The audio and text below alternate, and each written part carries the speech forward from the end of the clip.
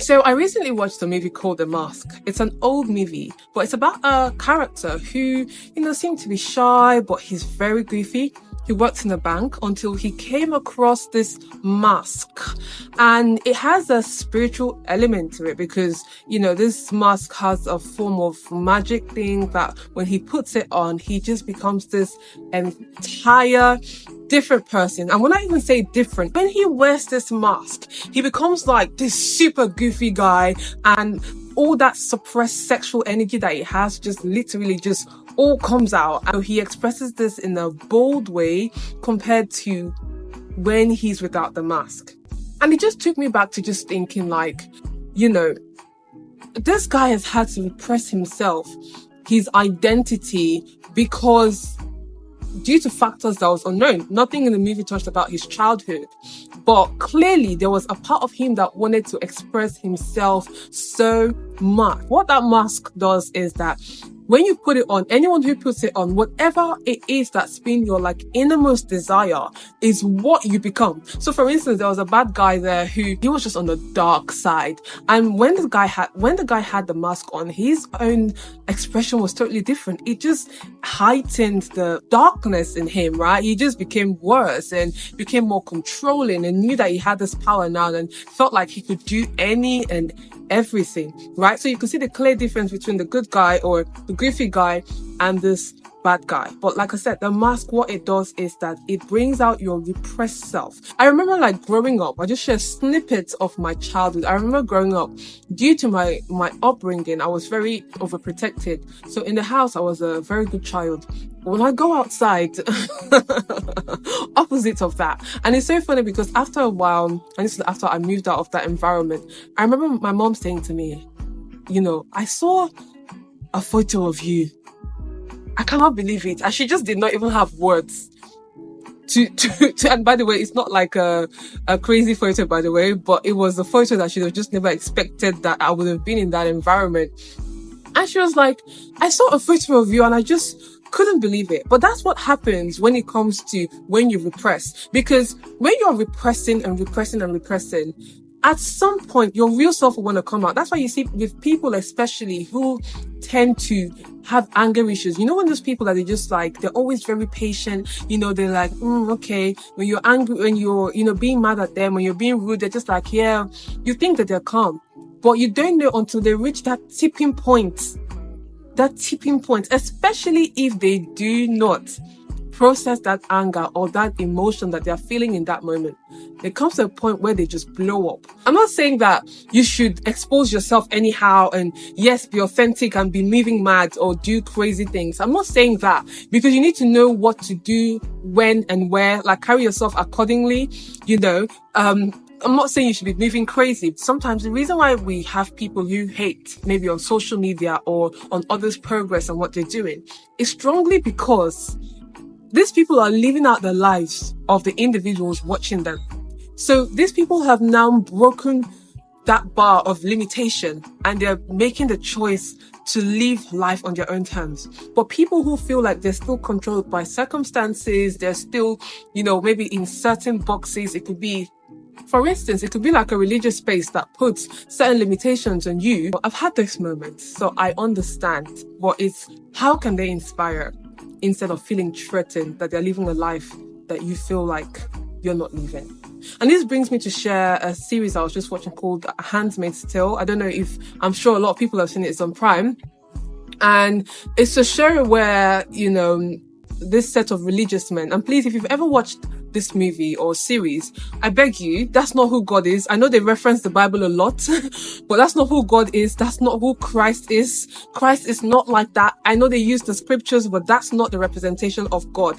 That's just a representation of religious systems, okay, that try to keep people trapped so that they can coerce and manipulate people to their own advantage. That's basically what Gilead is on the show. So Gilead is a town where, men are like the prize and they're the one in power and in control. But the women are, some of them are being used as handmaids and they're just used for sex and for children, while some are for, just being a wife to the man. Okay. And basically, they basically just used women. If you've got loads of trauma, oh, you have to, I don't know if that'll be a show for you, but you know, it's a really strong show, and I feel like there's just loads of lessons to learn from it personally. Oh, there's something that made me laugh, and I realized, I was like, wow, like look at that. This, you know, they have a set of women that are like righteous and holier than thou, and they wear the longest dresses and they speak scriptures and they say praise be and all of these things that they say. But then this same set of righteous men, they have another group of women who are like prostitutes. Those secret desires that they have. So what they try to make some of these women to be holy. And then they have this group of women that are prostitutes, and they're sort of outside the town. So anytime these holy men, they feel like feeling, you know, I guess wild, then they go to meet this woman and they have wild sex and they live the wild life. The same thing that they were trying to tame in other women, in themselves, is the same thing that they were wild for. It's crazy. I was like, wow, like, look at that. This one is even more than double standards. This one is just, wow, this is not about double standards. This was just a wild, like, it just made me realize, like, same thing that they're trying to tame, it's the same thing that they were indulging in. And that's exactly what it is with us. The same things that we try to tame in us. You try to tame it so bad. And that's why when that thing finally comes out, we feel bad. No. It's because you were trying to repress it. You were trying to hide inside of your holiness. You were trying to hide inside of your self-righteous behavior. You were trying to hide inside your religion, inside your own understanding, your perspective. So when you act out of character, you say it's out of character. It's not really out of character, actually. I believe that it's something repressed inside of you. You wanted to explore it, but because you think it's wrong, or you have that idea of it being wrong or whatever it is, you stay away from it. You repress it. You repress it. You repress it. And then when it's time for it to come out, you'll now unleash. Oh my God, guys. I was just thinking about it recently. I just thought it was a very interesting one. I think just bringing it back to that whole mask and relation to how when we repress ourselves, like, just come out, be authentic, dance like no one's watching, sing like no one's listening, you know, laugh like you're leaving this earth in 5 minutes, you know, enjoy life, be you. When we were children, we did all of these things. We didn't have to think that, oh, you know, this is a sin and this is righteousness and that person is this and that person is that. We just lived life, right? But we grow up and then it's like we have to restrict ourselves. And a lot of the times we do these things as well because we want to be accepted. We want to be validated by others. We want to belong. Maybe you weren't meant to belong. Maybe you weren't meant to fit in. Maybe you were just meant to be you. Maybe you're just meant to grow into this beautiful human being who just loves living life, who just, you know, probably gone through a lot, but have, you know, alchemized the pain, the experiences, and used it, you know, to your own advantage. Maybe that's just what it is. You don't have to belong. You don't have to be liked by everyone. You know, as long as you're pleasant in a way. And what's even as long as being pleasant? Because sometimes, like, you might have boundaries and people would say that you're rude or you're difficult just because you have your boundaries. Like, you can never please everyone. But I genuinely believe that on this earth, we all have our own person. You know, we all have people that will gravitate to us. Not everyone will gravitate to us. Some will hate us and some will like us. And I think it's so important that, you know, we start being okay with being disliked. Yeah, it's okay to be disliked. So feel free to be the villain in other people's story.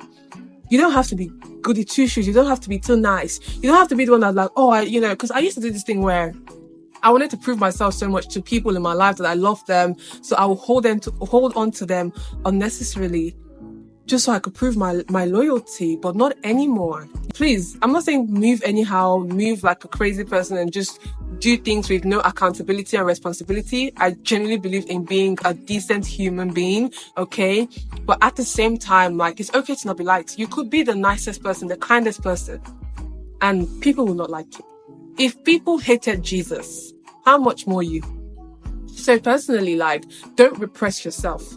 Especially if you're doing it because you want to be liked. Especially if you're doing it because you want to be accepted. Why? Are they paying your bills? These people that you want to be accepted by, are they paying your bills? Yeah? So don't. Just be you, be free, be authentic. And sometimes the one thing I realized about authenticity is that sometimes it takes time, especially if you've been repressed for such a long time. It can take quite a while to step into that place of authenticity or becoming authentic. You know, it takes a while. It's one step at a time. You know, you peel back one layer at a time and just enjoy it. I always say, enjoy the process. Okay, so I want you to be you.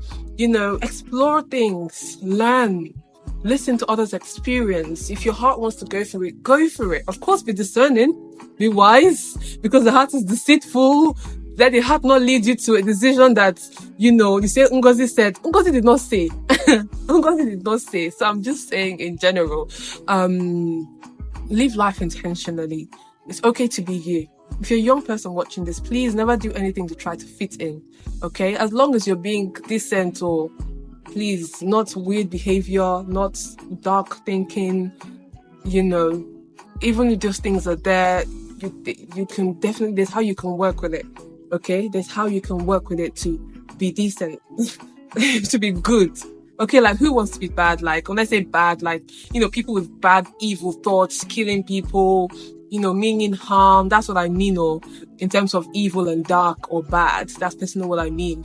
But I do think that we all have a chance to be good human beings, you know? So why don't you just choose to be a good human being? There's so much pain already in the world. And I think there's enough of that for us to then be adding on to the top of being, you know, actual intentional bad people. Be intentional with your life. Be you. Be you. This was just a chat video, and it was just one of those things I've been thinking about recently. I was like, you know what, let me make a short video about this. I think it's a very interesting. Let me know your thoughts about the movie. If you've seen Handmaid's Tale, if you've seen The Mask, I want to know and hear your thoughts, what you think as well. But thank you once again. It's your girl, Ngozi, your empowerment coach, and I will see you in the next video.